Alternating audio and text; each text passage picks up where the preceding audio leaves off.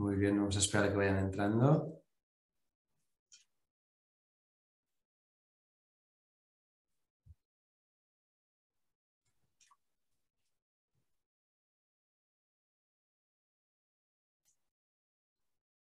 Muy bien. Muy bien. Pues, buenas tardes. Yo soy Jordi Martínez, el director de Educación Financiera del Instituto de Estudios Financieros, y estoy aquí para dar la bienvenida y agradeceros vuestra asistencia a esta nueva edición de los Vespres Financers.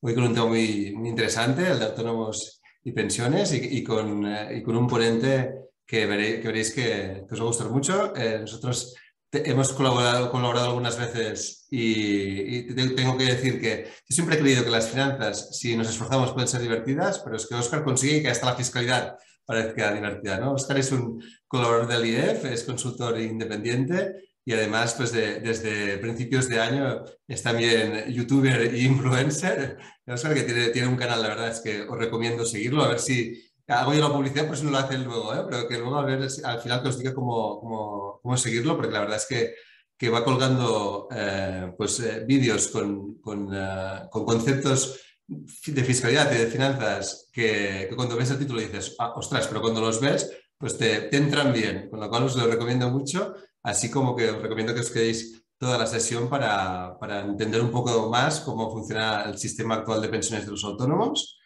Ver también las diferencias entre los trabajadores por cuenta ajena y los propios trabajadores autónomos, y entender también estas diferencias pues, de cobertura, pues qué implicaciones tienen y qué consecuencias conllevan, ¿no? Y al final, pues si Óscar tienes tiempo de explicar un poco, es la propuesta de reforma del régimen de autónomos, que se habló bastante a finales de febrero, pero luego pues la actualidad es la que es y lo ha dejado un poco en segundo plano, pero yo creo que es muy interesante, sobre todo pues para aquellos que son autónomos o tienen autónomos a su alrededor, que realmente pues, es un tema que siempre surgen dudas y siempre es incluso hasta polémico, ¿no? Porque a veces el trato que se da desde las instituciones pues no es siempre el que uno esperaría. Yo no quiero robar más tiempo porque lo interesante viene ahora. Óscar, la palabra es tuya. Vale, perfecto, pues muchas gracias, Jordi. Muchas gracias al IEF también por contar esta tarde aquí con mi presencia para hablar de este tema que acaba de introducir Jordi. De hecho, ha hecho algún comentario que me va a dar pie a hacer a dar mi opinión respecto a lo polémico o no de este tema en ocasiones, que estoy muy de acuerdo con lo que dice Jordi. Pero antes de hacerlo, simplemente pues, presentarme, como decía Jordi, pues yo colaboro con el IEF hace ya muchos años en diferentes cuestiones, en diferentes ámbitos, en cuestiones todas relacionadas con el asesoramiento y la planificación financiera. Él mencionaba la parte fiscal, que además pues, me ha llevado a desarrollar ese canal de YouTube al que os invito para abordar temas fiscales, financieros, de psicología económica. Y en esa colaboración pues, que tiene que ver con el asesoramiento y la planificación financiera, pues de una manera u otra está basada la sesión de hoy. Es decir, el enfoque de la sesión de hoy no es de un especialista en derecho de la seguridad social. Yo no soy un especialista en seguridad social, sí soy un especialista en fiscalidad, pero no en seguridad social. No hago gestión de prestaciones, es decir, no estoy en ese día a día de las pensiones, pero sí que tengo las pensiones como un elemento dentro de todo lo que yo trabajo de planificación financiera, de asesoramiento financiero, de esa visión de complemento cuando hablamos de planificación de la jubilación, de ahorro de inversión para la jubilación, la importancia de conocer por lo menos las bases, conocer los mínimos, entender bien cuál es el sistema de seguridad social para hacernos una idea aproximada de con qué podemos contar, seamos autónomos o seamos trabajadores de régimen general. Creo que es un elemento importante para luego tomar decisiones o por lo menos tomar decisiones más informadas, tener más información a la hora de decidir si ahorramos, si no ahorramos, si invertimos de una manera, si invertimos de otra, si contratamos un seguro, si no lo hacemos. Y este es un poco el enfoque que vamos a trabajar hoy, como digo. Esto, de una manera u otra, yo lo he resumido aquí con estos dos muñequitos, en los que, veis que digo, ingresos en la etapa activa versus ingresos en la etapa pasiva. En la etapa pasiva seguramente nos viene a todos el momento de la jubilación, ¿no? Pero hagamos, digamos, una visión más amplia a cualquier momento en el que, por la razón que sea, pues se pasa a percibir una prestación de la Seguridad Social. Quiero decir con esto pues que ahí también está la incapacidad permanente y en otro ámbito, pero también la viudedad o la orfandad, es decir, las prestaciones que una persona puede dejar un autónomo o un trabajador por cuenta ajena a sus seres queridos. Y la diferencia que puede haber entre los dos, es decir, yo parto de la base de que la mayor parte de las personas de este país, su principal fuente de ingresos en un momento de etapa pasiva, es decir, cuando se jubilen o cuando se den estas otras circunstancias, la principal fuente de ingresos serán las pensiones públicas, la pensión pública, la pensión de la Seguridad Social. Por eso es importante tener esa aproximación, cuando menos de mínimos, a, oye, más o menos cuál será el importe, hasta dónde alcanzará, para compararlo con qué, con esos ingresos previos. Al final, si una persona ingresa X antes de jubilarse o antes de caer en una situación de incapacidad o de fallecer y dejar una pensión de viudedad o de orfandad, la Seguridad Social, si entendemos como tal la principal fuente de ingresos de la mayor parte de las personas y las familias en nuestro país, que lo es, pues es el elemento fundamental a comparar. ¿Para ver qué? Para ver cuál es esa caída, cuál es ese gap, ese déficit de ingresos que se puede producir en ese momento. Y todo ello, desde ese punto de vista o desde ese ámbito que decíamos de la planificación financiera, de esa mayor y mejor conocimiento de esa situación, esa mejor información para poder tomar decisiones que tengan que ver con planificar las cosas a futuro. Como decíamos, para ahorrar, para invertir, pero no solo para ahorrar y para invertir. Yo aquí abajo he puesto el para y el por sí. Es una cuestión que a mí me gusta decir que en ocasiones hay quien ve el asesoramiento financiero, la planificación financiera, casi en exclusiva desde el punto de vista del ahorro y la inversión. Es decir, el ahorrar e invertir, diferentes horizontes temporales, diferentes productos con características de liquidez, de fiscalidad, de rentabilidad riesgo, por supuesto, diferentes, constituir carteras de un tipo, de otro, modificarlas, etcétera. Y creo que el asesoramiento financiero, la planificación financiera, por supuesto que es eso, y es una pata seguramente la más importante y la fundamental, ¿no? Pero en ocasiones creo que perdemos de vista que el asesoramiento de la planificación financiera también debería ser, en mi opinión por lo menos, el por sí. ¿Con esto qué quiero decir? Que las personas ahorramos e invertimos para algo. Yo ahorro e invierto para tener un colchón de seguridad, de tranquilidad. Ahorro e invierto para, por ejemplo, mi jubilación, ¿no? Ahorro e invierto para comprarme una casa, para pagar los estudios de mis hijos, para, yo qué sé, para dar la vuelta al mundo, para lo que sea. Y evidentemente eso puede definir carteras por objetivos y un montón de cosas. Lo que se nos olvida en ocasiones es el por sí. ¿Qué pasa si ocurre algo que no me permite llegar a ese momento o llegar con los fondos suficientes a ese momento? La cobertura del por sí es donde yo meto la parte aseguradora de la planificación financiera. Es donde yo veo la parte fundamentalmente de los seguros de vida, ¿vale? Aunque también podemos meter otros seguros patrimoniales. No es el objeto de la sesión de hoy, ni mucho menos, ni los productos de ahorro e inversión, ni los productos de seguros, pero sí que es el marco en el que nace esta idea de abordar algunas cuestiones básicas, importantes del régimen de autónomos, que al menos en mi día a día que tengo la suerte de trabajar con muchos profesionales del mundo financiero y asegurador, pues veo que no están tan claros como yo creo que debería para ayudarnos a todos, ¿no? En ese marco de planificación financiera, de asesoramiento financiero, de tener claro el por qué o para qué ahorro y el tener claro también el qué pasa si, el por si acaso. Dicho esto, vamos a hablar de seguridad social. Vamos a hablar de seguridad social y la imagen que he elegido aquí es la de una caja.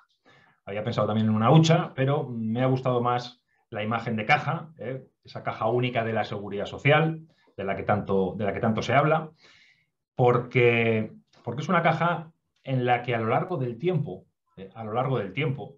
pues se produce por una parte un pago de cotizaciones, es decir, ingresamos al sistema.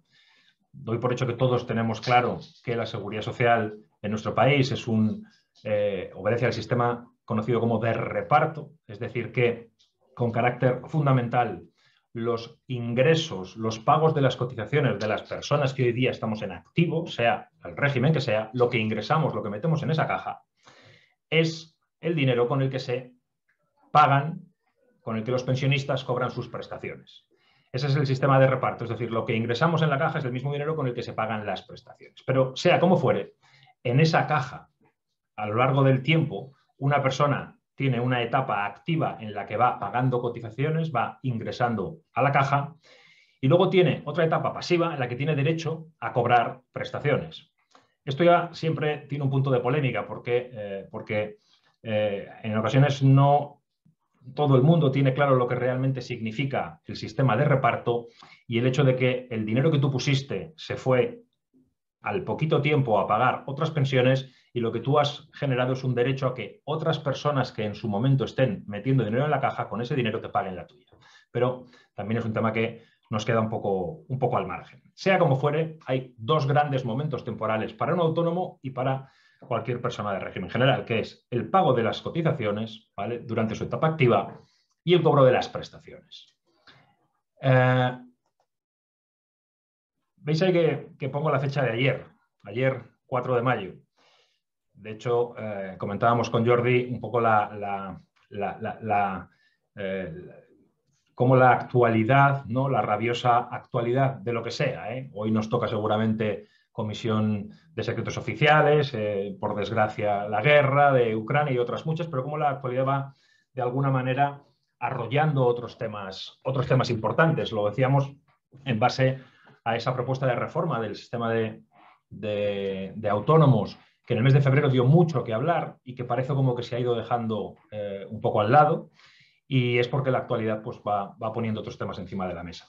Sea como fuere, en esa actualidad ayer, ¿qué pasó ayer? Pues ayer tuvimos unos datos respecto al paro, a la población ocupada y la afiliación a la Seguridad Social, que realmente pues fueron buenos datos, de los cuales hay que alegrarse y de los que probablemente hoy se habla menos de lo que debería o deberíamos, para, bueno, pues por lo menos tener alguna noticia positiva con la que desayunarnos o almorzar.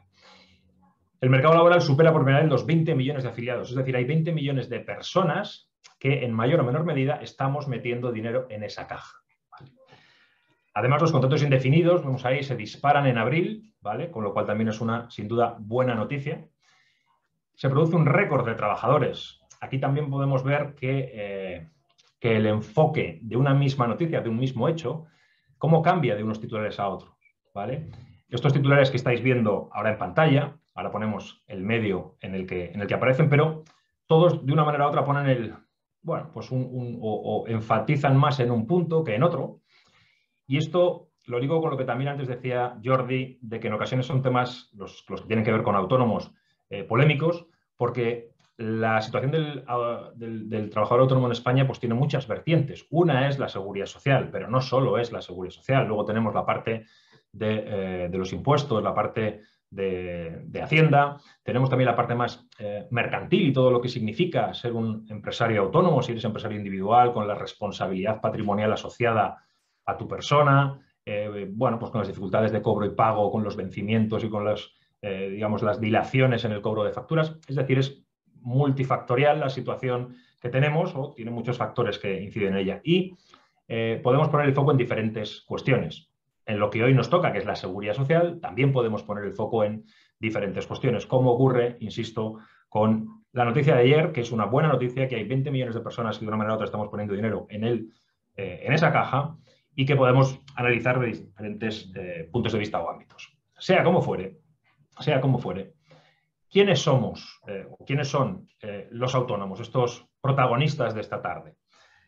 Pues con los datos de ayer, lo que vemos es que 17 de cada 100 trabajadores en este momento en España son autónomos. 17 de cada 100. Ahí veis los datos de la información publicada ayer, en el que de los más de 20 millones de personas afiliadas a la Seguridad Social, pues 16 millones y medio, un poco más, lo están en régimen general. 3.300.000 en el régimen de autónomos. Y luego tenemos otros dos regímenes, digamos, menores en importancia o claramente menores, que son el del mar y el del carbono. Estos son los regímenes que tenemos ahora mismo en la Seguridad Social. La Seguridad Social también, en su evolución de en las últimas décadas, ¿vale?, viene de un sistema donde había multitud de regímenes especiales que poco a poco se han ido integrando en el régimen general, como el régimen más, o con una tendencia omnicomprensiva, ¿no? El último, si no me falla la cabeza, la última integración fue, ahora dudo, creo que fue la de empleados de hogar hace ya unos cuantos años y la del régimen agrario, que ahora están, en ambos casos, dentro del régimen general, fruto de esa integración. Sea como fuere, lo que tenemos es que 17 de cada 100 trabajadores metiendo dinero a esa caja son autónomos. Ojo, caja que es única. Tanto vale el dinero que meten los autónomos como el que meten los trabajadores de régimen general. La caja es única y el dinero que se emplea para pagar luego este otro dato, para pagar las pensiones, las prestaciones, es el mismo. Y en prestaciones, ¿vale? En pensiones, 21 de cada 100 pensionistas, en la actualidad, con los datos de 1 de abril de 2022, 21 de cada 100 pensionistas deriva su pensión del régimen de autónomos. Deriva su pensión significa que si es una pensión de jubilación se ha jubilado de acuerdo al régimen de autónomos y, por ejemplo, si es una pensión de viudedad, pues el autónomo o autónoma falleció y deja el derecho a la pensión a su cónyuge o pareja si cumple los requisitos. Bueno, 21 de cada 100 derivan del régimen de autónomos. Tenemos 9,5 millones de pensionistas, 9.445.000, de los cuales 7.200.000 y pico son del régimen general y casi 2 millones, 1.900.000 son del régimen de autónomos. Aquí ya podemos hacer una reflexión sobre el sistema en general, no específicamente sobre autónomos, sino sobre el sistema en general, porque de los datos que vemos en pantalla, lo que vemos es que muy poco más de 2 trabajadores en activo están pagando una pensión. Tenemos 20 millones de trabajadores afiliados a la Seguridad Social y 9,5 millones de pensionistas. 9,5 millones de personas cobrando una pensión y 20 millones de personas aportando. Son datos muy justitos, si me permitís la expresión y la manera coloquial de hablar, ¿vale? Se suele hablar de que la sostenibilidad del sistema pues, está más o menos garantizada por encima de 2,7, 2,8 trabajadores por pensionista, ¿vale? En cualquier caso, con el dato de ayer es un buen dato que ojalá se consolide y crezca, aunque bueno, habrá que ver cómo sigue evolucionando todas las cuestiones que afectan en este momento a la situación económica, ya no solo de España, sino del mundo y su repercusión en el empleo. Dicho esto, hay otra cuestión que merece la pena ver o desglosar aquí, y es que de ese 1.900.000 personas que cobran una pensión derivada del régimen de autónomos, la pensión media en jubilación son 833. La pensión media, ¿eh? Esto de las medias va como va y todos lo sabemos y si tú estás en una escala más alta o más baja, la media, digamos, como que te deja frío, pero es un dato que nos sirve para realizar reflexiones. Bueno, pues esa pensión media son 833 euros y la de viudedad, ¿vale? Son 560. ¿Por qué lo pongo aquí? Para compararlo con el régimen general. La pensión media de jubilación en el régimen general es un 40% más o menos superior, son 1.400 euros. Fijaos que es superior al salario mínimo interprofesional. Y la pensión de viudedad media en el régimen general es de 826, también pues un 30% más superior. Es decir, la diferencia es elevada. La diferencia entre las pensiones de autónomos y las pensiones de régimen general es muy elevada. En ocasiones, parte de la polémica que antes comentábamos se ciñe o se resume en frases del tipo de que la poca protección que tienen los autónomos desde el punto de vista de la seguridad social, es decir, que tienen menos derechos en seguridad social que los trabajadores por cuenta ajena.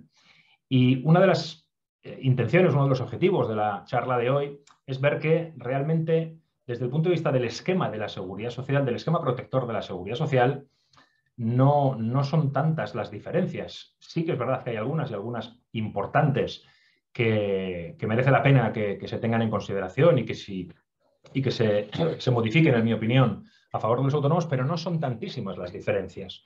Es decir, el esquema es muy parecido en ambos casos. La gran diferencia es la cotización, los importes de cotización de los autónomos. Los autónomos con carácter general cotizan por bases inferiores a las de los empleados asalariados o trabajadores por cuenta ajena, y eso conlleva que sus pensiones sean inferiores. Y creo que esta es una parte muy importante a tener clara, que las diferencias no vienen tanto de que la seguridad social proteja más o menos, sino que las cotizaciones son muy diferentes. Y esta también es el eje de la reforma propuesta por el Gobierno, pero que tiene otras derivadas. Es decir, no es tan sencillo como decir, pues elévense las cotizaciones, porque hay otras derivadas, evidentemente, que afectan a los autónomos. Dicho esto, o continuando esto que estamos diciendo, vamos a hacer un brevísimo cuadro comparativo de régimen general y de régimen de autónomos. El régimen general de la Seguridad Social y el régimen especial de trabajadores autónomos. ¿El régimen general cubre la jubilación? Sí, por supuesto. Y el régimen de autónomos también. Con algún matiz que ya anticipo, pues no cubre las lagunas de cotización, que luego cuento más detalle, ¿vale? Y bueno, pues en determinadas situaciones de jubilación extraordinaria, es decir, pues anticipadas, parciales, pues tiene alguna diferencia en cuanto a requisitos más restrictivos, pero con carácter general, evidentemente, cubre la jubilación en términos similares, podemos decirlo así. ¿Y la viudedad? Pues la viudedad también, tanto el régimen general como el régimen de autónomos la cubren. Y aquí hay apenas diferencias. Hay apenas diferencias desde el punto de vista del sistema de cobertura en ambos regímenes. ¿Y qué ocurre con la orfandad? Pues lo mismo que con la viudedad, ¿vale? Apenas hay diferencias sustanciales entre la cobertura de la orfandad en ambos regímenes. Y algo parecido podemos decir respecto a la incapacidad permanente, ¿vale? Algo parecido respecto a la incapacidad permanente, con el matiz de que en el caso del régimen general, cuando esto pueda derivar de un accidente de trabajo, puede haber coberturas adicionales que como sanción vayan a cargo de la empresa, y evidentemente en el caso del autónomo pues no habrá empresa porque es él mismo o ella misma que lo costee, pero con carácter general no hay diferencias y todas estas cuestiones están cubiertas. Y cubre la incapacidad temporal. Si os fijáis aquí, la incapacidad temporal la sombreamos de forma discontinua porque no es una pensión como tal, ¿vale? Es una prestación, pero como su propio nombre indica y por su función y su objetivo es temporal, con lo cual no lo podemos considerar pensión vitalicia, que tampoco la orfandad es vitalicia, sino hasta llegar a una determinada edad, pero bueno. El régimen general, claro que la cubre, y el régimen de autónomos también. Y esto aquí, mi experiencia demuestra que no siempre está claro. No todo el mundo tiene claro que los autónomos tienen derecho a la incapacidad temporal. Además de las reformas o de las modificaciones en el sistema de seguridad social que hemos comentado que se han producido en las últimas décadas, integrando regímenes especiales, comentábamos el agrario, empleados del hogar y demás, también llevamos décadas con diferentes modificaciones de seguridad social, algunas muy conocidas, ¿no? El alargamiento de la edad de jubilación, el alargamiento del periodo de cálculo de las bases reguladoras que comentaremos, y en el régimen de autónomos también algunas, y esta es una de ellas. Hace, no lo sé, ya hablo de cabeza, pero hace del orden de 10 años aproximadamente, los autónomos no tenían derecho a la incapacidad temporal. Luego pudieron hacerlo o pudieron optar, es decir, era opcional la cobertura, podían pagar un poco más y tener derecho o no hacerlo. Y desde hace unos años ya está dentro del paquete básico y es una cobertura que está dentro del paquete básico igual que los de régimen general. ¿Qué ocurre? Y no es el objetivo la incapacidad temporal, pero en la incapacidad temporal de una persona trabajadora por cuenta ajena, de un empleado, se pueden dar dos circunstancias. Y es que la parte que no cubre la seguridad social, como resumen, en la incapacidad temporal hay unos primeros días, hay 3 primeros días que no tienen prestación, ¿vale? Y luego del 4 al 20, me parece que es, pues se cobra el 60% de la base reguladora y a partir del 21 el 75%. Si ha sido un accidente de trabajo se cobra, o enfermedad profesional, el 75% desde el primer día. Lo que quiero decir es que hay una parte, hay unos días y un porcentaje de la base que no se cobra. Pero en régimen general puede que la empresa, bien derivado de una obligación de convenio o bien por una decisión propia de la empresa, complemente esa parte. Dicho de otra manera, en régimen general, en los trabajadores por cuenta ajena, cuando una persona cae de baja, si su empresa complementa lo que no paga la seguridad social, cobra lo mismo que estando en alta, es decir, no pierde dinero. Y ahí están la mayoría de los trabajadores por cuenta ajena. También es cierto que hay otras empresas que si no tienen obligación de convenio y no tienen esa decisión, si no complementan, el trabajador pierde una parte. Bueno, pues en el régimen de autónomos, el autónomo siempre pierde una parte respecto a la base reguladora, porque los primeros días no los paga la seguridad social y van a su costa, y porque lo que falta del 60% al 100% de la base o el 75% al 100%, pues va de su cargo, evidentemente. El desempleo, pues también, con la prestación del cese de actividad, pues lo mismo, hace unos años no había nada parecido y se introdujo esta prestación primero de forma opcional y después de forma ya dentro del paquete básico de coberturas de autónomos. Vaya. ¿Quién está incluido? Estamos hablando ya de régimen general, de régimen de autónomos, y todos seguramente tenemos en la cabeza quiénes están incluidos, pero hay fundamentalmente un matiz que me interesa hacer desde el punto de vista que queremos abordar la charla. En el régimen general están los trabajadores por cuenta ajena, los que prestan servicios para otro, lo que se llaman asalariados, ¿no? Las personas que tienen dependencia de otras personas que son sus empleadores, ¿no? Y veis ahí, si os fijáis, que dice también socios y administradores sin control. Esto lo aparco para comentarlo en autónomos, que es donde nos interesa. Y la mayor parte de los funcionarios de las diferentes administraciones territoriales de nuestro país, aunque los funcionarios que pertenecen a la Administración Civil del Estado, las Fuerzas y Cuerpos de Seguridad del Estado y el Ministerio de los Servicios de Justicia, los que estaban antes de 2011, los que han entrado después no, pero esos mantienen un régimen especial. Nos da un poco igual. ¿Quién está en trabajadores autónomos? ¿Quién está en RETA? Pues evidentemente los trabajadores por cuenta propia, ¿vale? Los que trabajan para sí mismos, los empresarios individuales también desde el punto de vista del derecho mercantil, lo que el Código de Comercio denomina empresario individual. Lo que podríamos decir el autónomo de toda la vida, la persona que se autoemplea. Ahora se puede llamar también el emprendedor como tal, ¿no? El freelance, ¿no? El nomad. Ahora ya hay muchos términos, muchos de ellos en inglés, para referirnos a la misma situación desde el punto de vista de la seguridad social. Trabajador por cuenta propia como tal. Pero también están esos socios y administradores, ¿vale? Que aquí dice con control, ¿vale? Que son los que quiero ver o dedicar un minuto. Y además están los familiares hasta segundo grado de los autónomos. Sabéis que no se puede contratar sin más a una persona, a un familiar de segundo grado. Un autónomo no puede contratarle en régimen general porque la Seguridad Social de alguna manera pues tiene precauciones, tiene dudas, quiere evitar un posible fraude en cotizaciones y en prestaciones. Y ese intento de evitar o esa, digamos, presunción de que puede haber un fraude es lo que también conlleva la situación de lo que se llaman socios trabajadores o socios y administradores también, según qué casos, de sociedades mercantiles que están en régimen especial de trabajadores autónomos, lo que se llaman autónomos societarios. Solamente decir una cosa, que de los 3.300.000 autónomos que decíamos que hay en este momento, poco más de 1 millón son societarios, son autónomos societarios, son socios de sociedades mercantiles que están en el RETA. Es decir, lo que vamos a ver justo ahora. Poquito más de la tercera parte, o casi la tercera parte de los autónomos. Es decir, es un colectivo muy importante. ¿Quiénes son estos señores y por qué están en régimen especial de trabajadores autónomos? Pues para verlo, lo que nos tenemos que plantear es la persona, es decir, imaginad cualquiera de vosotros que estéis en esta situación, ¿vale? Personas que tienen, vamos a poner, una sociedad limitada como, digamos, ejemplo más habitual de las sociedades mercantiles en el ámbito de las pymes, ¿vale? Una sociedad anónima sería exactamente igual, pero no es tan habitual en el ámbito de las pymes. Y como veis aquí abajo, pues hay unas reglas especiales para sociedades laborales y para cooperativas. Pero imaginad una persona que tiene una SL, ¿no? Si alguien no fuese socio de una SL, pues ahí ni nos plantearíamos qué régimen de seguridad social tiene que tener, porque no tiene ninguna relación con una sociedad, con lo cual ese es un caso que no aplicaría el que consideremos si tiene que estar en un régimen de seguridad social o en otro. Pero esa persona que es socio de una sociedad limitada tiene acciones.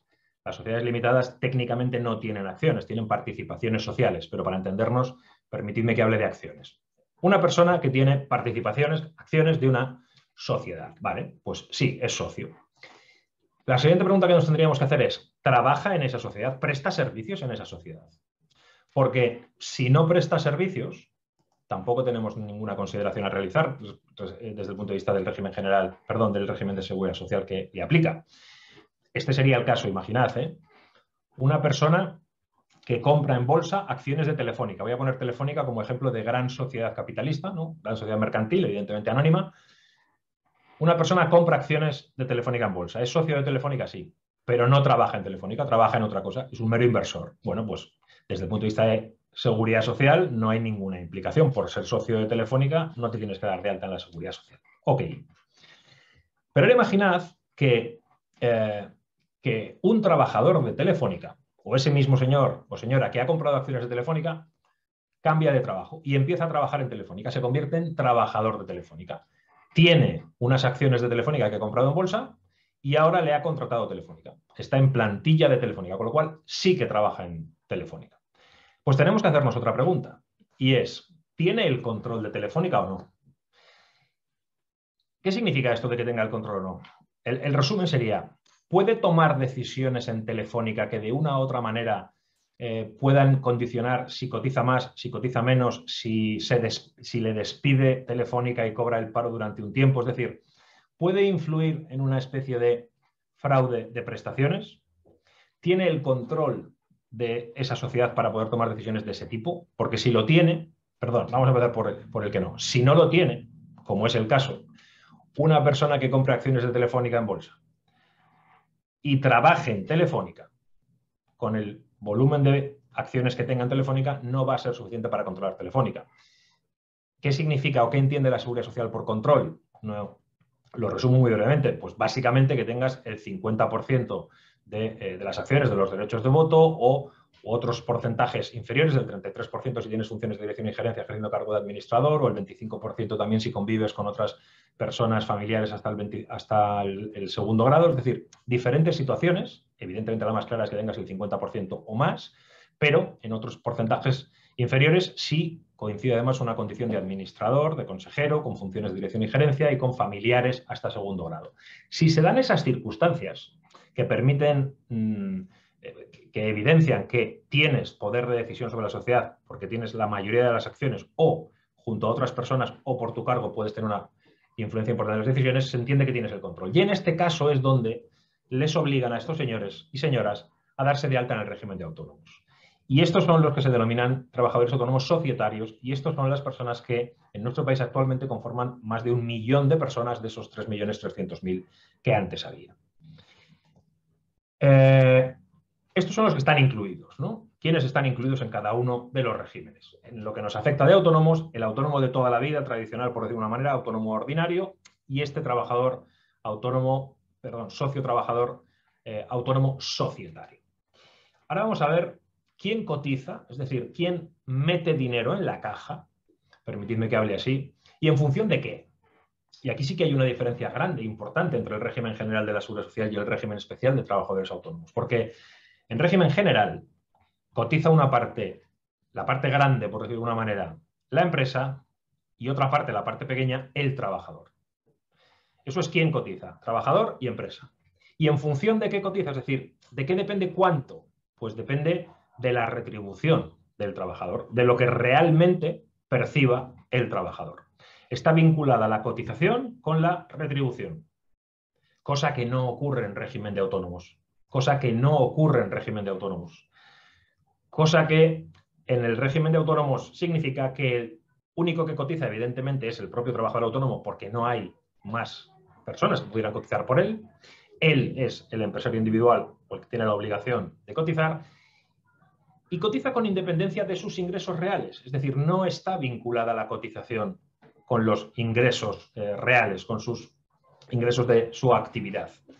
Esto es lo que desde, la Unión Europea ha exigido a España que modifique, que actualice, que proceda a establecer un sistema en el que se vincule la cotización de los autónomos con sus ingresos reales.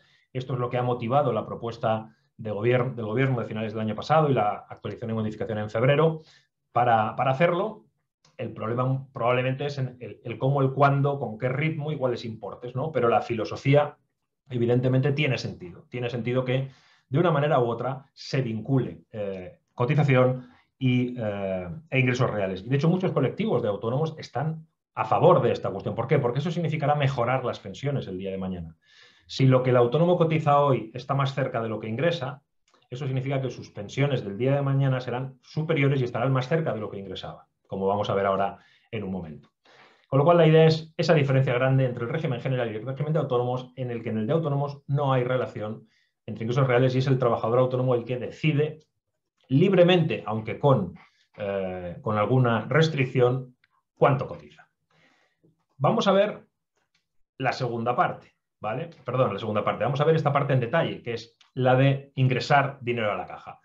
Y para eso os pongo una pregunta en pantalla. Si alguien se anima y queréis a través del chat que tenemos ahí abierto y alguien se quiere animar a dar su respuesta sin miedo, sin miedo a equivocarse, porque estamos aquí para comentar y no hace falta saberse las respuestas. Es una mera excusa y una introducción que dice: si un autónomo no societario, autónomo ordinario, normal, de toda la vida, te dice que paga lo mínimo la Seguridad Social, algunos o muchos de los que estáis en la sala, si sois autónomos, podéis estar en esta situación, o si trabajáis con autónomos de una manera u otra, o conocéis en vuestros entornos autónomos, muchos estarán en esta situación. Si te dice que paga lo mínimo, significa que su base de cotización mensual asciende ¿a cuánto? A 293, a 377, a 960, a 1234. Al margen...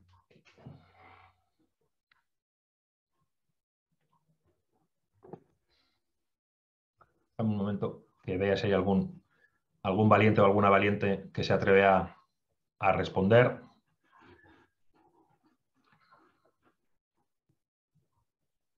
Tenemos varios, unos por la opción de preguntas y respuestas de Zoom y otros por la opción de chat. Y vemos... fijaos, la respuesta como... Tenemos tres opciones, estoy viendo, la A, la C y la D. La respuesta correcta es la C, ¿vale? Pero está muy bien que os lancéis y os lo agradezco. ¿Por qué? Primero, 293 seguramente es una cifra que, si sois autónomos, os suena, porque si pagáis lo mínimo es lo que pagáis cada mes, pero ojo, es lo que pagamos cada mes los autónomos en mínimos. Pero la pregunta no era cuánto pagas al mes, sino a cuánto asciende tu base de cotización, que es distinto, como vamos a ver. Si sois autónomos societarios o tenéis conocidos o trabajáis con clientes que son autónomos societarios, como los hemos definido, lo que pagan cada mes son 377. Es decir, la A y la B son lo que técnicamente se llama la cuota, el boletín de autónomos, el recibo de autónomos. Este es el importe que cada mes la Seguridad Social carga en sus cuentas. Pero la cuota, el boletín de autónomos, obedece a una base de cotización por un tipo, como vamos a ver ahora mismo. Una base por un tipo. La pregunta que hacíamos aquí es la base. ¿Y por qué la base? Porque la base es el elemento fundamental que va a definir las pensiones en el futuro. En función de la base por la que cotices hoy, cobrarás mayor o menor pensión. Por eso es el elemento importante.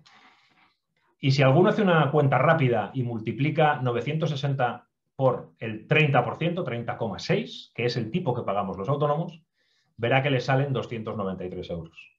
Y si alguno hace otra cuenta rápida y multiplica 1.234 por 30,6, verá que le salen 377.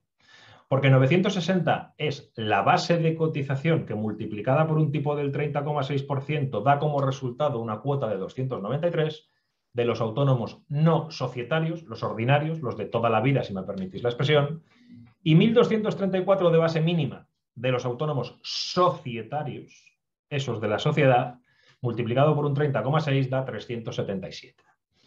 Pero fijaos que en el caso de los asalariados, la diferencia con el régimen general, como hemos comentado antes, es que en el régimen general sí está vinculado la cotización, la base de cotización, al ingreso real. En el caso de un asalariado de régimen general, un empleado que tenga una nómina de 3.000 euros mensuales, cobra 3.000 euros en 14 pagas, tiene dos extras. Si cobra 3.000 euros en 14 pagas, no os lo pregunto, ya lo pongo yo aquí. Su base de cotización son 3.500. ¿Por qué? Porque su base de cotización es sus ingresos, su retribución. Lo que ocurre es que las pagas extras se prorratean. Multiplicas 3.000 por 14 y divides entre 12.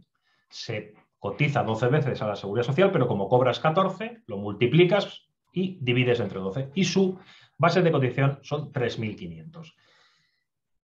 Con esa base de cotización ocurre lo mismo que con la del autónomo, que el día de mañana, cuando le calculen una pensión de jubilación, de viudedad, de orfandad, de incapacidad permanente, de incapacidad temporal, la prestación, etc., la variable fundamental de cálculo, o una de ellas, es esa base. Con lo cual, cuanto más cerca está de sus ingresos reales actuales a su base actual de cotización, más cerca estará su pensión. En un autónomo como el de antes, cualquier autónomo que sus ingresos netos de gastos superan los 960 euros, es decir, un autónomo que ganase 3.000, si lo pudiésemos hacer en términos mensuales, pero el equivalente que ingresase en términos netos, ingresos menos gastos, y el resultado fueran 3.000 mensuales, si cotizaba por la mínima 900, cuando le calculen una pensión sobre 900, que además va a ser inferior, pues su caída de ingresos es mayor. Ese es el objetivo de tener claras estas cuestiones y cómo influyen. ¿Por qué? Porque es la parte, ese gap, ese déficit, esa pérdida de ingresos que con la planificación financiera del ahorro, de la inversión y con la planificación financiera de los seguros para situaciones sobre todo de orfandad o de viudedad, habremos de intentar complementar, habremos de intentar de hacerlas complementarias.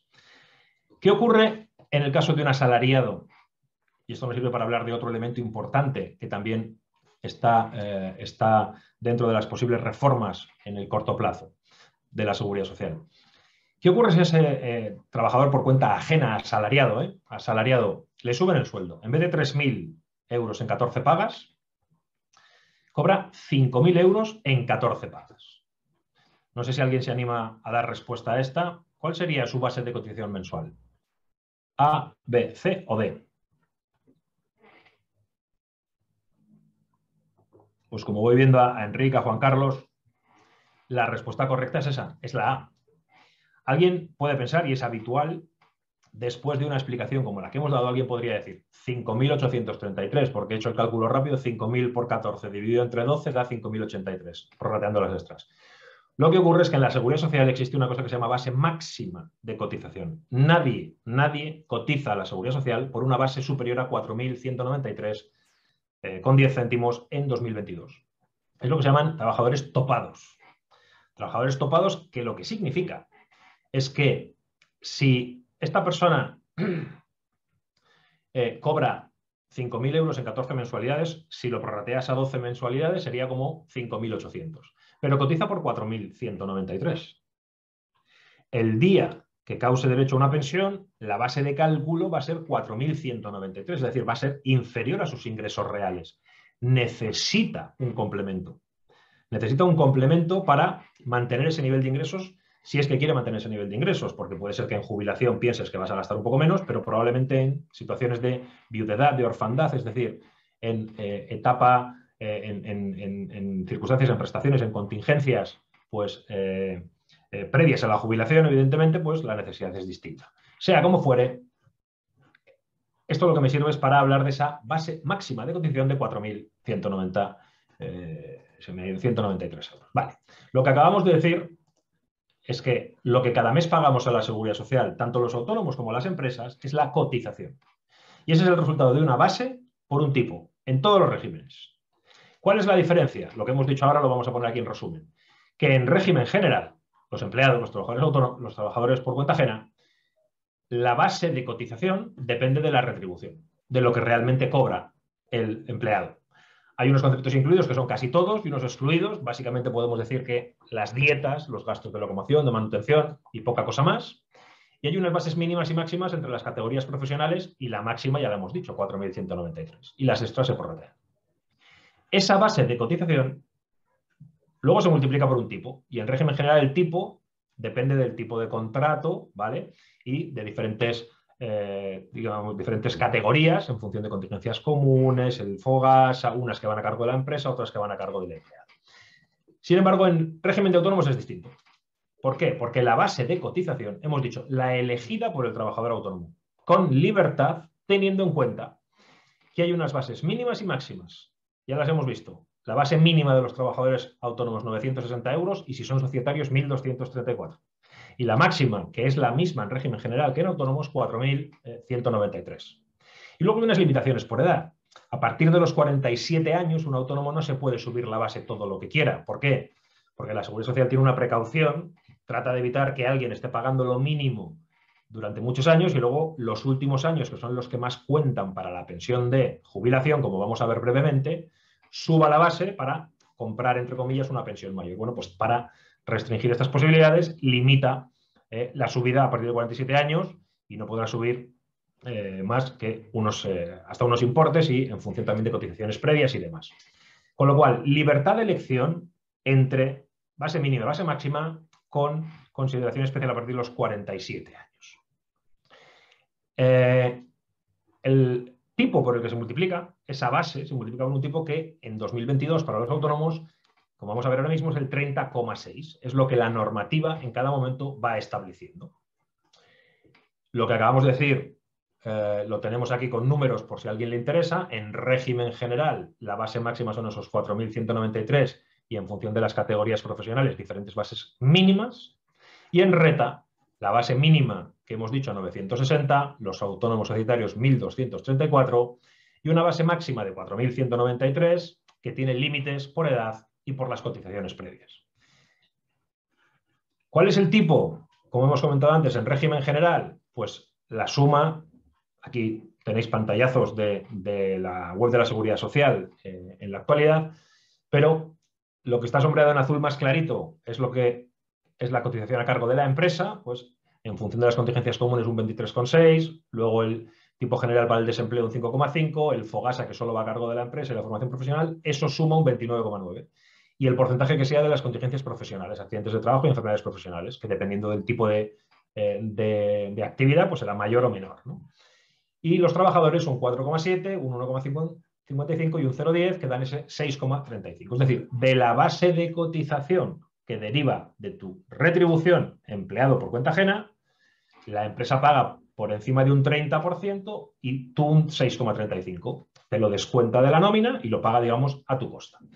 Y en el autónomo, ese 30,6 que ya he dicho, pues tiene este desglose, que nos da un poco igual, pero por contingencias comunes, profesionales, la prestación de cese de actividad que decíamos antes, que está ya incluida, y la formación profesional. E igualmente, la base de cotización por el tipo da esa cuota. En el ejemplo, en las dos preguntas que hemos puesto, decíamos, los autónomos ordinarios, al pagar 293 cada mes, lo que significa es que tiene una base mínima de 960 por el 30. Y los societarios, 1.234 por 30 da esos 377. Y soy un pasado, insisto, y este elemento de base es el que determinará el día de mañana las pensiones. Me parece que está aquí el dato, sí. El 85%, según los datos de abril del Ministerio de Seguridad Social, el 85% de los autónomos, de esos 3.300.000 autónomos que hay en España, el 85% cotiza en base mínima. Con independencia de que gane más o menos, según los datos de la Asociación de Trabajadores Autónomos, ¿vale? De los 3.300.000 hay 2 millones de autónomos que tienen unos ingresos declarados, que aquí también se puede abrir un debate respecto a qué es un gasto deducible o no deducible para un autónomo, tanto desde el punto de vista fiscal como lo será cuando se reforme el régimen de autónomos, ahora da igual. Pero bueno, ese es otro debate, pero el 85% cotiza en base mínimos y decía, la Asociación de Trabajadores Autónomos dice que casi 2 millones ingresan netos menos del sueldo mínimo interprofesional, esos 1.200 y pico euros en términos de 12 meses. Con lo cual, los que estén en esos ingresos bajos, esos 2 millones de personas, van a tener también caída, por supuesto que sí, porque la base es inferior, 960. Pero todos los que estén superando eso, la caída va a ser mayor si están cotizando en mínimos. Esta es la idea fundamental. Brevísimamente, ¿qué pasa cuando cobramos? ¿Qué pasa en el cobro de prestaciones? ¿Qué pasa en el momento en el que se perciben las prestaciones? ¿Qué consecuencias tiene esta diferencia en la cotización entre autónomos y trabajadores a la hora de percibir prestaciones? Pues antes he dicho que básicamente el esquema de protección de las distintas prestaciones es muy similar, aunque tiene algún matiz, pero muy similar, ¿no? Tanto en jubilación como en viudedad, como en orfandad, como en incapacidad permanente. Vamos a ver muy brevemente la jubilación. Voy a hacer un repaso del cálculo de la pensión de jubilación en 3 minutos y voy a destacar dónde hay diferencias.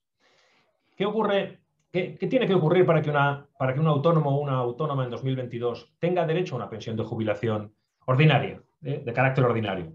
Pues lo primero que tiene que ocurrir es que tenga derecho, es decir, que cumpla los requisitos para tener derecho a una pensión de jubilación contributiva.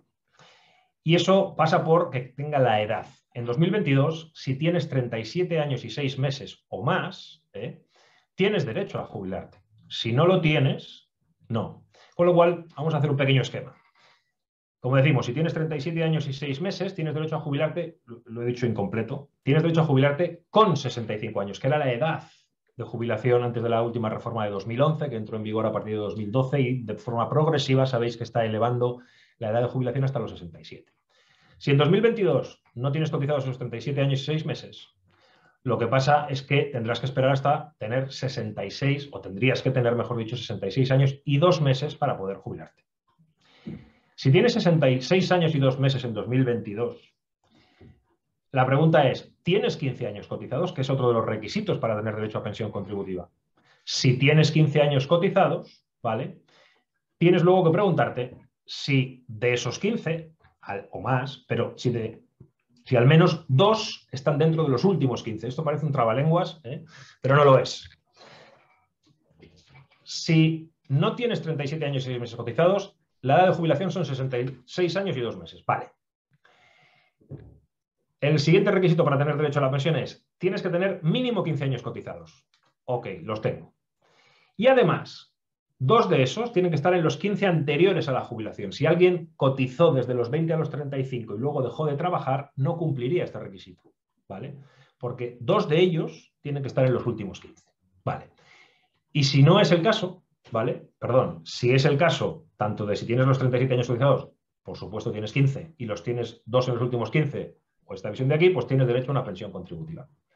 Y si no es el caso, si no tienes 15 años cotizados o 2 no están en los últimos 15, pues puedes tener derecho a una pensión no contributiva si cumple los requisitos de ingresos mínimos en función de la unidad de convivencia.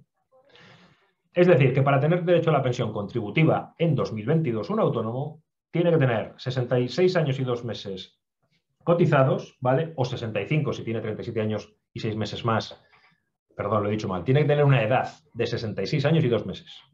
O 65 si tiene 37 años y 6 meses cotizados. Y haber cotizado mínimo 15 y 2 dentro de los últimos 15. Vale. ¿Y de cuánto es la pensión? Pues la pensión es una base reguladora, aquí cambia el nombre, base reguladora por un porcentaje. Y la base reguladora lo que recoge son las cotizaciones, es decir, las bases de cotización, aquí lo pone muy pequeñito, no sé si se alcanza a ver bien, las bases de cotización mensuales, esa que hemos dicho antes que es tan importante y que es tan diferente en autónomos que en régimen general, esa que hemos dicho que muchos autónomos la tienen más baja que sus ingresos reales y que conlleva prestaciones inferiores por esta razón. Las bases de los últimos 25 años, ¿vale? 300 bases, ¿vale? Dividido entre 350. Se divide entre 350 porque luego la pensión se paga en 14 pagas. Como va a pagar en 14 pagas, pues se divide entre 350. Los últimos 2 años, de estos 25 años, los últimos 2 años van a valor nominal sin actualizar y los anteriores se actualizan con el IPC del periodo, ¿vale? Se actualizan con el IPC del periodo. Hoy en 2022 son 25 años. Venimos de una aplicación progresiva tras la reforma de 2011 que entró en vigor en 2012. En aquel momento eran 15 últimos años cotizados y se ha ido creciendo hasta llegar a los 25 actuales y ya se empieza a hablar de volver a modificarlo. Hasta aquí todo es igual para régimen general. Estamos hablando de régimen de autónomos, pero alguien que esté en régimen general se jubilaría de la misma manera. Otra diferencia importante, y es que en el cálculo de esta base reguladora, a los autónomos, si algún año no han cotizado, si tienen lo que se llaman lagunas de cotización, si durante algún año no han cotizado, ese periodo les cuenta como 0, lo cual le hace bajar mucho la base. Es decir, si alguna de estas 300 bases de cotización mensuales durante ese periodo no cotizó, no tenía obligación de cotizar y no cotizó, le cuentan 0 y eso hace bajar el resultado. En régimen general, esto no ocurre. En régimen general, si en algún periodo no se ha cotizado, se toma una cotización que se llama integración de lagunas y se toma en consideración lo que era la base mínima de ese periodo. Es decir, en este punto sí que el régimen general está mejor tratado que los autónomos. Este sí que es un punto que yo creo que habría que revisar porque significa una discriminación, en mi opinión, frente a los trabajadores por cuenta ajena. Una base reguladora calculada, sí, que luego cobras un porcentaje de esa base, es decir, si esta base, imaginaos que da 100, pues cobras un porcentaje en función de los años totales que has cotizado. Que solo has cotizado los 15 mínimos que te pedían, vienes por aquí, solo habías cotizado estos 15 mínimos, pues cobrarás el 50% de los 100 que han salido aquí. Y si tienes cotizados 36 años, pues cobrarás el 100%. Y un escalado intermedio en función de cada mes más que hayas cotizado, pues aumenta. Y esa es la pensión del autónomo. Como digo, y el del régimen general también. Gran diferencia, los importes de las bases que se pondrán aquí como consecuencia de la cotización y la integración de lagunas. Y en cualquiera de los dos casos, tanto de autónomos como de régimen general, si el importe que ahí sale, el importe calculado de esta manera, no llega a la pensión mínima, es decir, sabéis que cada año se publican importes de pensión mínima por cada una de las categorías, si el importe así calculado es más bajo que la pensión mínima, ¿vale? Pues O sea, si se encuentra la pensión mínima y la máxima, es decir, si está dentro de ese intervalo, pues oye, esa es tu pensión y se acabó. Pero si no llega a la pensión mínima, lo que falte se le sumará como complemento a mínimos. Tendrá derecho a un complemento a mínimos de la pensión. Esa parte hasta llegar al importe de pensión mínima en cada año. En el caso poco probable, aunque posible, de que superase la máxima, pues eso se descontaría, pero esto es bastante menos habitual. Por dar el dato, de los 1.978.000 pensionistas de todo tipo, jubilación, viudedad, etcétera, de orfandad, incapacidad permanente, que derivan de autónomos, de ese 1.900.000 que derivan de autónomos, el 33% percibe un complemento a mínimos. En régimen general es el 20%, ¿vale? Es el 20%, aquí es el 33%. Además de estas cuestiones que hemos comentado como diferencias de la base de cotización y de la integración de lagunas, pues los autónomos tienen otras particularidades en cuanto a la posibilidad de la jubilación anticipada y la flexible y la parcial que está pendiente de desarrollo. Es decir, tienen más restricciones. Pueden acceder a la pensión de jubilación anticipada, pero con más restricciones que en régimen general y en algunas otras. Visión de 30 segundos de la pensión de viudedad. La pensión de viudedad, básicamente el cálculo de la pensión o el importe de la pensión de viudedad depende de dos cosas. La base reguladora, que para nuestros efectos, de forma muy resumida, podemos decir que es equivalente a la base de cotización. Equivalente. Aquí se toma un periodo mucho menor, si no deriva de accidente de trabajo y estaba en alta la persona fallecida, es decir, no es un pensionista, pues la persona viuda, el pensionista viuda, puede elegir las bases de cotización en un periodo de los últimos 5 años, pues las 24 bases de cotización que elija. Nos da un poco igual, quedaros con la idea de que es equivalente a la base reguladora. Dicho de otra manera, ese autónomo que estaba pagando lo mínimo de 960, su base reguladora, si deja viudedad, serán 960, para resumir. Y se multiplicará por un porcentaje. Os hago otra pregunta aquí, la última pregunta, y en 5 minutos hemos acabado. El porcentaje de la base reguladora, que como digo es equivalente a la base de cotización, que se cobra en caso de viudedad, ¿cuál creéis que es? ¿A, B, C o D? Y digo lo mismo, creo que es información a tener en cuenta para decir, cuando yo hago cálculos de planificación financiera, tengo que tener en cuenta de que en función de cuánto estoy cotizando, si soy autónomo, cuánto ingreso realmente en términos netos, cuánto estoy cotizando, cuánto dejaría en este caso. Para jubilación hemos hablado hace un momento, y esto tendrá que ver con el ahorro, con la inversión para complementarlo, pero para otros supuestos del por si acaso no llego, para esa pensión de viudedad y de orfandad y demás, tendré que tener en cuenta qué porcentaje de base será la que conlleve la pensión. Y os lo digo yo. Puede ser cualquiera de las tres. Con carácter general es el 52%. La pensión de viudedad, con carácter general, el tipo es el 52%. El 52% de la base reguladora es la pensión en sí. Cuando cumple 65 años, sube al 60.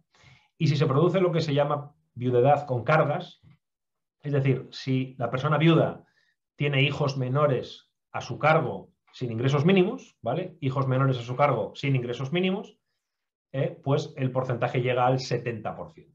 Dicho de otra manera, en el mejor de los casos, entre comillas lo de mejor, en el mejor de los casos, la viudedad va a ser del 70%. ¿De qué? Soy un poco pesado, lo siento. El 70% de la base reguladora, que a nuestros efectos es la base de cotización. Si eres un autónomo que ganabas 3.000, cotizabas por la mínima, como ese 85%, 960, el 70% de 970 son 600 y pico euros. La pérdida es grande. Tu planificación financiera debe tener en cuenta algún instrumento para hacer ese complemento. Si has podido ahorrar antes, bien, pero probablemente no hayas podido ahorrar. Pues quizá tiene sentido que te plantees la contratación de algún producto asegurador que te lo cubra. 4 minutos y acabamos. La reforma. ¿Por dónde va la reforma? Que comentaba Jordi, que todos hemos oído hablar estos últimos meses, en mayor medida en febrero, ahora está más callada. En teoría, estamos apurando el plazo de la petición de Europa para presentar la propuesta. Se ha modificado, ha habido mucha conflictividad y no hay acuerdo con los agentes sociales, pero la propuesta va por el establecimiento de unos tramos, ¿vale?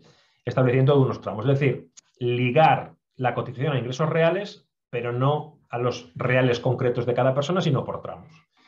Es decir, los que ingresen, en términos netos, ingresos menos gastos, menos de 700, había una propuesta inicial de base mínima 600 que ahora en febrero se modificó a 670. Y me voy al caso superior. La propuesta inicial tenía un último tramo de los autónomos que ingresan más de 4.000 euros. La base eran 4.139 y ahora se ha eliminado ese tramo y se ha dejado incluido en el anterior. Es decir, todos los autónomos que ingresen más de 3.620, la base sería 3.670 y tanto en un caso como en otro, es decir, todas estas bases, si las multiplicáis por 30,6, ¿vale? En una visión a 2031, es decir, esta foto que veis aquí es el resultado de la foto finish, cómo llegaríamos. La idea es empezar en 2023 estableciendo las tarifas, pero incrementando las bases poco a poco y llegar a 2031 con estas nuevas bases, es decir, hacerlo de forma progresiva, pero el grueso de la reforma va de establecer tramos. Y aquí es donde, de alguna manera, está, digamos, está más atascada. Ni que decir tiene que esta nueva regulación por tramos habrá autónomos a los que les beneficie desde el punto de vista de que coticen menos y habrá autónomos a quienes les perjudique desde el punto de vista de que coticen más.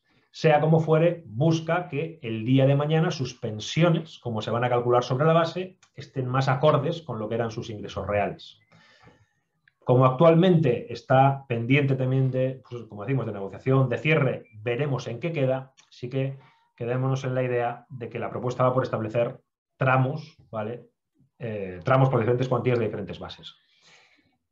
Al empezar decía que la situación de los autónomos en mi opinión, habría que analizarla desde una perspectiva mucho más global. No solo la seguridad social y no solo lo que cotizan o no cotizan. ¿Por qué? Porque lo mencionaba y lo menciono ahora. El empresario individual, el autónomo tradicional, al realizar una actividad económica ya no solo tiene que pagar impuestos como todos, tiene que tener obligaciones formales, por ejemplo, de IVA, que aunque no sean ingresos ni mucho menos para él, conlleva una serie de obligaciones formales que cumplir, obligaciones desde el punto de vista del IRPF y los societarios de sociedades, es decir, seguramente tengan que contar con apoyo de gestores administrativos, es decir, tiene una serie de cargos adicionales que habría que tener en cuenta y además están exponiendo su patrimonio, ¿vale? Están exponiendo su patrimonio, tienen una responsabilidad patrimonial respecto a las deudas que puedan incurrir en sociedades limitadas, pues eso está limitado al capital social, pero el autónomo tradicional de toda la vida tiene esa consideración. Y con esto lo único que quiero decir es que yo creo que el análisis debería ser más global de seguridad social, de fiscalidad, ¿vale? Y también desde un punto de vista de derecho mercantil, en mi opinión. Y acabo con otra fecha, 21 de abril de 2022. 21 de abril de 2022. Es decir, hace unos días. ¿Qué pasó el 21 de abril de 2022? Pues que se cumplieron 30 años del primer viaje comercial del AVE, el primer viaje comercial de la alta velocidad en nuestro país. El 21 de abril del 92. Y esto me lleva, o me ha traído a la cabeza, porque al preparar la sesión alguien el otro día preguntó, oye, ¿vas a hacer algún comentario de lo que significa indexar la revalorización de las pensiones al IPC con el volumen de pensiones que tenemos y con el índice de inflación que tenemos en este momento? Y el comentario es muy sencillo, ¿vale? Y yo creo que va a ser muy gráfico y de hecho no lo voy a hacer yo creo que es visible, ¿no? Ni que decir tiene que la situación de las pensiones en general, no solo de los autónomos, sino en global del sistema, es una de las cuestiones a que mayor atención deberían prestar nuestros políticos y deberíamos prestar nosotros mismos, y no es de fácil solución. Pero no es el objeto ahora entrar en mayores debates. Sí que es verdad que yo a veces digo que las pensiones en nuestro país, autónomos y de régimen general, todas, yo las comparo a veces como con una tarta. Es decir, vivir en un estado como el nuestro, que es un estado del bienestar, que tiene pensiones para situaciones pasivas, ¿no? de las personas en jubilación, en viudedad, etcétera, para mí es una fiesta. Creo que es una suerte y hay muchos otros países del mundo que no la tienen. Pero es una fiesta que tiene una tarta y la tarta es la que es. ¿Podemos hacer que la tarta sea más grande? Es decir, ¿podemos generar más empleo, subir cotizaciones y que no se resienta la actividad económica? Ojalá, pero eso no es fácil. Entonces, la tarta, cuando la tarta es la que es, si cada vez hay más personas que se suman a la fiesta, y hoy no lo hemos hablado, pero doy por hecho que todos tenemos claro que el aumento de la esperanza de vida hace que, gracias a Dios, cada vez vivamos más años, por lo cual cada vez habrá más gente que alcanza la jubilación y que vive muchos años durante la jubilación. Es decir, más gente que se suma a esa fiesta que lo es. Pues si la tarta es la que es y no somos capaces de hacerla crecer mucho y hay más invitados, más gente, los trozos tienen que ser más pequeños. Veremos si se va por ahí o no se va por ahí. Desde el punto de vista de la inflación, yo aquí os pongo un pequeño experimento que hice hace unos meses y fue que a través de una red social pregunté la inversión total realizada en la alta velocidad. Digo porque en ocasiones hay conversaciones que dentro de esa polémica que decíamos de las pensiones en general, y no solo de los autónomos, que a veces dicen, hombre, si no se gastase tan mal como se gasta en alta velocidad puede salir, ¿no? Si no se gastase tanto en aves y en otras muchas cosas, habría pensiones para todos. Yo entiendo perfectamente la frase y es verdad, ojalá se gastase mucho mejor de lo que se gasta en muchos ámbitos, muchísimos, ¿vale? Pero buscando el dato, este ejemplo de que nos puede venir a la cabeza que la inversión en alta velocidad es elevadísima, y lo es, lo quise contextualizar con lo que es el gasto en pensiones. Y la pregunta era lo que veis en pantalla. Oye, la inversión total realizada en los últimos 30 años en nuestro país alcanzaría para pagar las pensiones de la Seguridad Social ¿durante cuánto tiempo? ¿Durante cuánto tiempo? Todo lo que se ha invertido en 30 años en alta velocidad, ¿cuánto tiempo de pensiones daría para pagar? Como quiero acabar ya, no os lo pregunto en el chat, ¿vale? Salvo que alguien lo quiera poner, pero di 4 opciones. No tengo ni idea, medio año, es decir, 6 meses, 2 años y medio o 4 años y medio. Y la respuesta, como ha puesto Luis, ¿vale? La respuesta vais a ver que son 6 meses. Que son 6 meses. Es decir, el acumulado de inversión en 30 años en alta velocidad son 60.000 millones de euros, que es muchísimo. ¿Qué ocurre? Que en un solo año en pensiones gastamos 140.000. Gastamos 10.000 millones de euros al mes en pensiones contributivas. Esos 9 millones y pico de personas que hay cobrando una pensión media de 1.000 poco euros, son 10.000 millones de euros al mes. Es decir, con todo el dinero invertido en alta velocidad en 30 años, no llegaría para pagar ni 6 meses de pensiones. 2 reflexiones. La primera es que la percepción que tenemos muchas veces no es acorde a la realidad.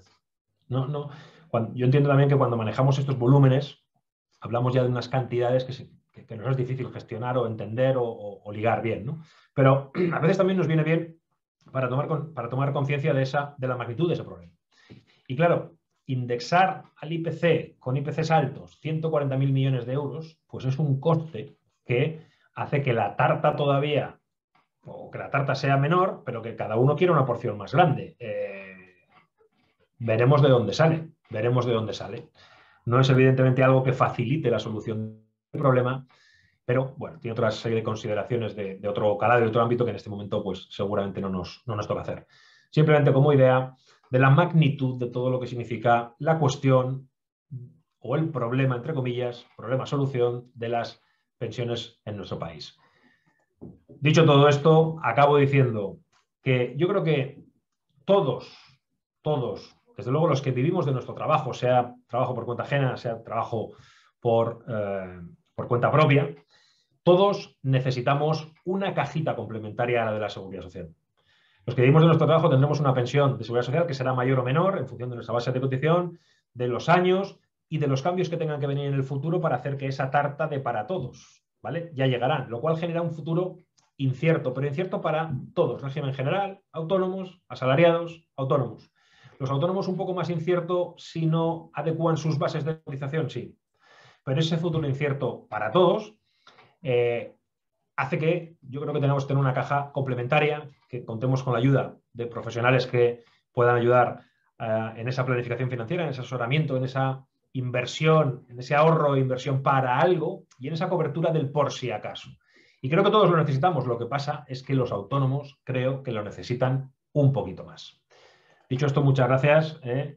Gracias por este rato, por compartir estas ideas. No sé si alguno quiere comentar cualquier cosa. Como veo ahora mismo que dice Enrique aquí en el esperanza de vida mayor más baby boom que se va a jubilar, clarísimamente es así. Es decir, ahora hay una generación de baby boomers que están acercándose a la jubilación, que va a significar que todavía va a haber más gente cobrando y vamos a ver si somos capaces de hacer más gente metiendo dinero en la caja, porque sabemos que va a haber más gente sacándolo, con todo el derecho del mundo además, pero eso es una realidad que tenemos ahí y que habría que afrontar de forma más profesional de lo que en mi opinión realmente se hace. Muchas gracias, Óscar. Soy Ana del IEF, que me he conectado ahora y la gente debe decir, uy, ha aparecido alguien. Estaba mirando si había alguna pregunta, veo que no hay, sí que hay el comentario de Enric. No sé si alguien quiere hacer alguna pregunta, así que tenéis aquí el apartado, así que si alguien se anima. Interesante reflexión final y sobre todo las cajas, ¿no? Que gráficamente, bueno, hace que mentalmente veamos muy claro pues lo que hay que hacer o lo que debemos como mínimo ir pensando, ¿no? Así que muchas Hacer gracias, tener la Óscar. información, sí. Sí, correcto. Cada uno ya luego que vaya pensando en ese futuro. Sí, sí. Por aquí Enric nos pone un gran reto. Muchas gracias. Gracias a vosotros, a todos los asistentes. Y bueno, si no, daremos por concluida la sesión. Muchas gracias, Óscar. Para más cosas te Vosotros. podemos... Mira, aquí hay una pregunta, me parece. Mira, Francés pone el tema de las pensiones de viudedad. ¿No se calculaba los 2 mejores años sobre 15 años? Sobre los últimos 5, sí, sí. Sobre los últimos 5. Vale, le ha puesto 15, o sea, son sobre los últimos 5. Sí, es lo que la persona, la persona pensionista, digamos, el viudo o viuda, puede elegir, dentro de las bases de cotización de la persona fallecida de los últimos 5 años, puede elegir los 24 meses, 2 años, que quiera, con lo cual va a elegir las mejores. Eso es así. Gracias, Óscar. Sí que aprovecho, Ana, y como no hay más, Claro. o no sé si hay, me cortas, ¿eh? Como os decía Jordi, os invito a los que estéis en LinkedIn, como estamos Ana y yo conectados en LinkedIn, a compartir cosas a través de LinkedIn, una red profesional que yo creo que sirve también para estar muy actualizado de muchas de estas cuestiones y, por supuesto, del mundo financiero en general.